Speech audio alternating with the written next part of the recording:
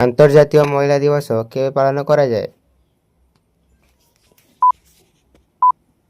8 मार्च। भारतर प्रथम महिला प्रधानमंत्री किए? इंदिरा गांधी। अंतर्जातीय महिला दिवस प्रथमे केबे पालन करा जायथिला?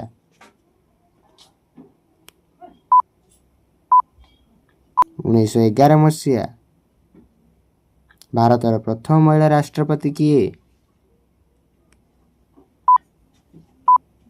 प्रतिभा पाटिल। इंटरनेशनल केबे अंतर्जातीय महिला दिवस को स्वीकार कला? 1975 मसीहा। पालन मुख्यतः उद्देश्य कौन?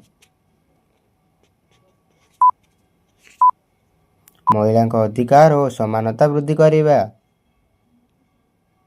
भारतर प्रथम महिला गवर्नमेंट किए?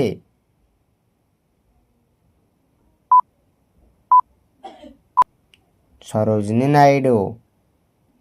भारतर प्रथम महिला आईपीएस किए?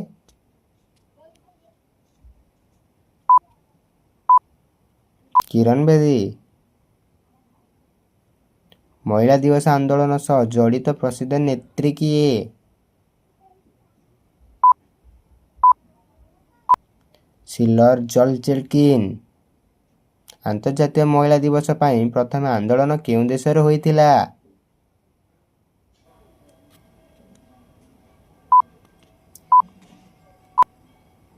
Neutral state. महादेव महादेव।